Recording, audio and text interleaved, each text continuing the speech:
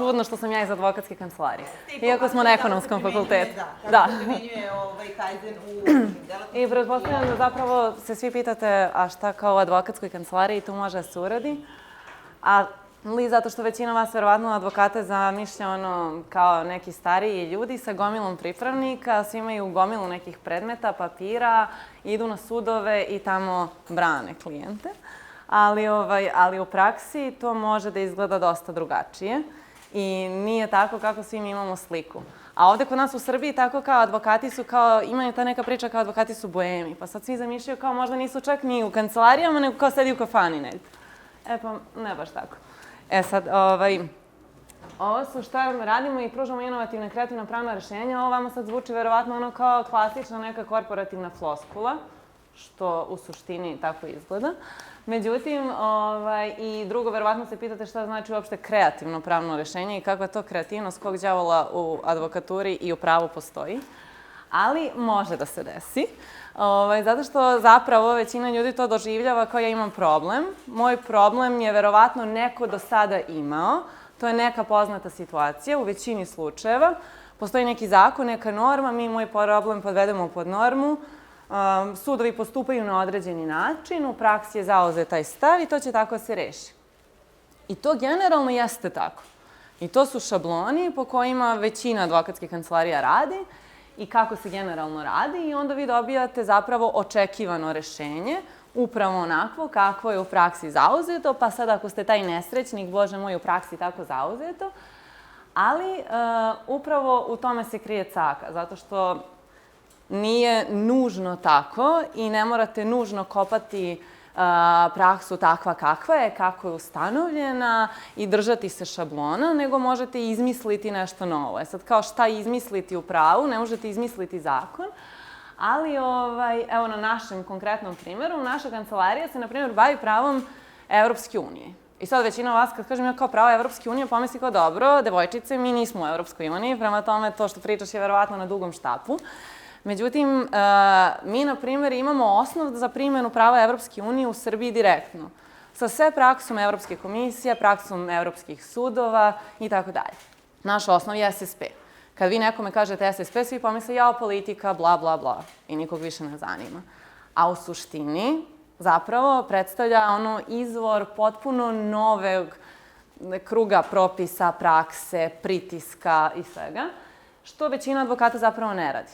Zašto ljudi neće da primenjuju pravo Evropske unije, da se time bave i tako dalje? Zato što vi, kad završite pravni, sad sa ekonomskim je malo drugačije, vi imate tu 4 godine i okej, ali završite ovde kao 4 godine na tom pravnom, vi kao mislite ja sam završio faks, zapravo 2 godine sad možda budeš pripravnik, a onda posle toga položiš pravosudni i onda kad položiš taj pravosudni ti si kao neki advokat i sada svi naravno advokati misle da su Bogom dani. Jeste, ne možeš da položiš pravosudni bez 2 godine. Aha, znači moraš 2 godine Mora, da. Sad, ali zbog to... Koliko je radno vreme pripremno? Nema radnog vremena. To nije po pravu, po zakonu? To nije po pravu i po zakonu, molim vas, nemojte me citirati, mi ne kršimo ovde ljudska prava i prava radnika, ali u suštini je tako. Da, ali koliko recimo običan, ti si pravnik? Da, ja sam advokat, kod nas, na primjer, pripravnici, ja kažem, neki prosek je 10 sati. Koliko si završila fakultet? 3 godine. Koliko si radila u advokatskoj kancelariji kao pripravnik, koliko si sati radila nedelju? 2,5 godine. Ja sam opasno radila. Znači, imala sam sigurno 10 sati, meni je bio prosječan radni dan, ali realno nekad i više. A koliko radni dana? 6, 7, 5? Pa to se nikad ne zna. Ne 5. Jedan vikend slobodan, na primjer, u mesecu, a 3 radna. Tako, na primjer. To je bila neka razlika. Jedan vikend slobodan, 3 radna u mesecu. To je koliko? Može neko brzo ekonomiti, znači koliko to radni dana i... 27. Koliko? 27, 28. 28 oko 30 dana u mjesecu. Da. Dobro, koliko sati? 10 sati. Da, ali dobro, vikendom možda bude i manje. Ajde da uzmemo. Da. Da, a kad ste pripravnik, to baš shvatate kao onoliko koliko je potrebno. I dobro. si bila fantastično plaćena ili neplaćena? Bila sam dobro plaćena, zato što sam radila u stranoj advokatskoj kancelariji, tako da i kao to mi je bila jedina sreća. Mislim, sreća. Tako da, nije lako i onda zato većina ljudi kad postanu advokati misle da su neka uzvišena bića i ne znam ti nija šta i da su popili svu pamet sveta. I to ćete vidjeti kod svakog advokata, mislim, kod baš većine advokata, misle da znaju sve. I onda je jako veliki problem objasniti nekome ko sad je advokat i sve to, ne daj Bože da je malo iskusniji, pa sad ima, na primjer, 5-6 godina rada u praksi, objasniti njemu postoji neko pravo Evropske unije i da on sad to treba da uči od početka. Jer će vam on reći, ne, to nije pozitivno pravni sistem Republike Srbije, molim vas, kakva je Evropska unija, nismo mi ni blizu EU.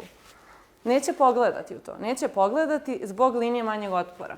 Zato što treba da uzme da čita tamo neku regulativu, direktivu, case ovaj i onaj o kojem ne zna ništa. I niko ni od nas nije znao ništa. U našem kancu, na primjer. Ja prvi put kad sam došla, znači to je meni neko priča, kaže mi neki DJ u nekoj Evropskoj komisiji, a ja gledam kao samo čujem bla bla bla, ništa ne razumem o čemu pričaju, pa kao googlujem posle. Ali dobro, malo po malo čitaš, pa onda, ne znam, ideš na neke konferencije u Brisel, prve godine odeš na konferenciju, niti jasno ni kakvu regulativu pričaju, ni šta znači.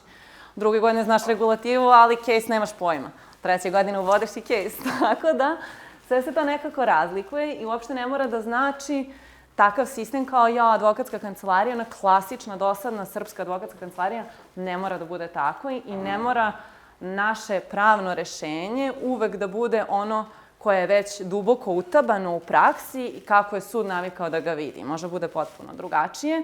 Samo je pitanje toga koliko vi dovoljno duboko želite da kopate i da radite. A s druge strane, vrednost koju obezbedite klijentima, kad im tako nešto prezentujete i onda dovedete do nekog rezultata, je neverovatna. Zato što se ne može postići neke stvari, zapravo neke rezultate ne možete ni da postignete u sistemima koji su vam, odnosno u sredstvima koja su dostupna u ovom domaćem sistemu. Sad ja neću, na primjer, spomenuti nikoga ko je nama klijent, ali za situaciju koju svi znate i pratite i verovatno ste imali dodira sa njom i veoma ste besni na taksiste i na njihov štrajk. Sada, verovatno ste pratili po medijima, na primjer, da postoji borba taksista i Cargoa i tako dalje i kako je Cargo stalno, ne znam, davao neke izjave za medije, kako su oni pisali Evropskoj komisiji o ovom, onom i tako dalje. To vam je, na primjer, sjajan pristup i pokazatelj toga kako se gorući problem ne mora rešavati samo na domaćem terenu, nego postoji mogućnost da se javite nekoj instituciji koja je van Srbije, a koja zapravo služi kao neki monitoring. U svakom slučaju, nije pitanje samo kao kako se sad mi predstavljamo, šta mi to radimo u sistemu, kako radimo, kako se mi bavimo pravom, kako bismo ostvarili neki rezultat za klijente, nego i kako mi interno radimo, pa je ovaj slajd bio zapravo tome namenjen. I verovatno zvuči potpuno kontraintuitivno, zato što piše mladi tim iskusnih profesionalaca, tako da malo je čudno, ali u suštini nije omaška, to smo mislili. Naprimjer, meni se iskreno dešavalo 1000 puta da odem na sastanak sa klijentom sa kojim prethodno komuniciram, dajem mišljenje i tako dalje. Prvi put se pojavim i njihova prva reakcija uvijek bude u fazonu kako si mlada, ali onako kao bojažljivo, u zagradi ovako stoji kao ko te je pustio na sastanak. U suštini, i poenta nam je bila, ne mislimo se iskustvo stiče tako što vi ste 30 godina advokat, a 30 godina radite po šablonu.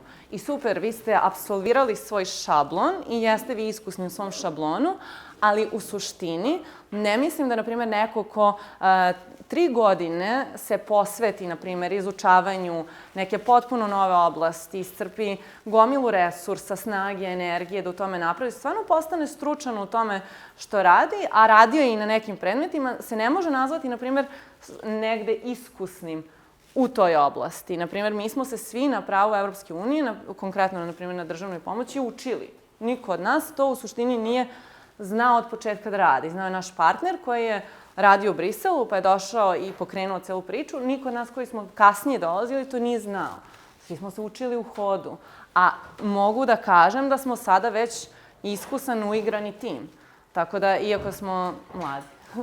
Sada, ovo je prva digitalna praksa na srpskom tržištu i ovo zvuči kao korporativna fraza, ali poenta je upravo toga da ne budemo ono klasična dosadna advokatska kancelarija i kako sad većina advokatskih kancelarija ima kao sajt i misle da je to vrhunac digitalizacije, da ti imaš sajt i klikneš o nama, tim i eto, to je to. I sad iskaču neke slike, svi su oni grandiozni i tako dalje.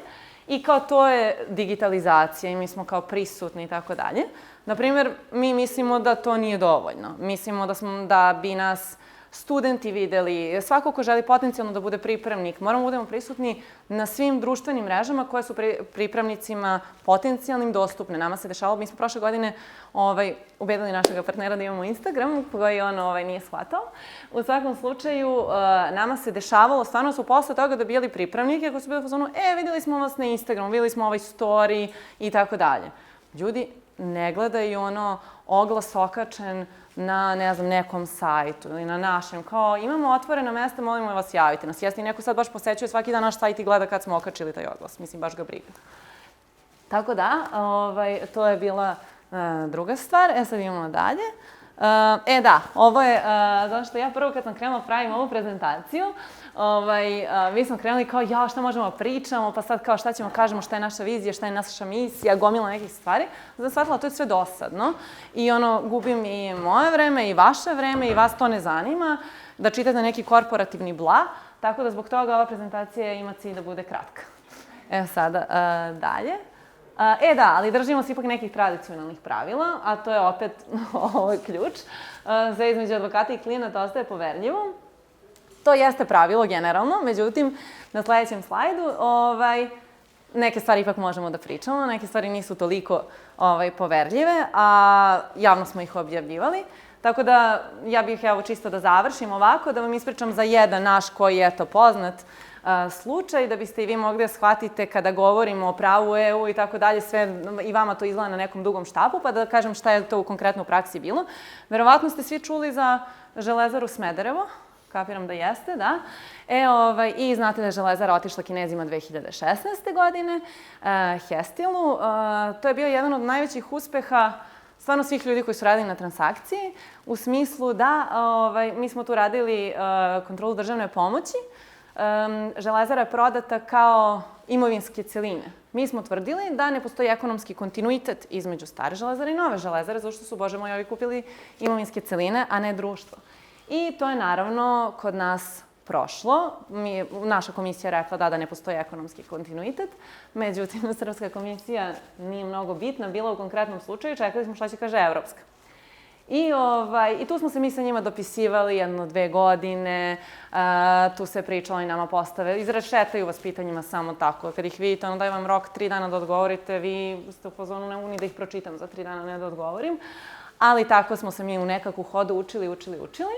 I onda smo dobili konačno, posle 2 godine, u stvari je Han izašao javno i rekao da ne postoji ekonomski kontinuitet, potvrđena je i odluka naše komisije, ne postoji ekonomski kontinuitet između dve firme, ne postoji obaveza da Hestil vraća te pare, što znači u suštini šta se desilo, sačuvano je 12.000 radnih mesta, doprinos Železare GDP u Srbiji je ogroman, Hestil je jedan od najvećih izvoznika u EU i negde onako kad pogledate, meni je, na primjer, najveći hype bilo zapravo ovih 12.000 radnika, jer kao, wow, stvarno su ovi ljudi zadržali svoj posao i onda negde osetite kao, ok, praktično osetiš šta je zapravo, čemu je taj sumanuti rad od 2 godine zapravo doprineo, a bila je potpuno neistražena oblast, bila nam je kao špansko selo, nismo znali ništa o tome i učili smo se u hodu, a rezultat je bio sjajan. Tako da,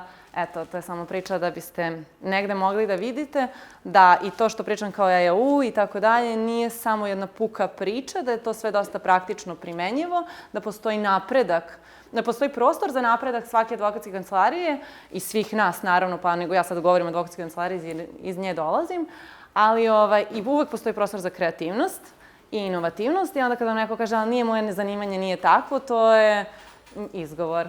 Zato što su ljudi lenji. Eto. Tako. Hvala.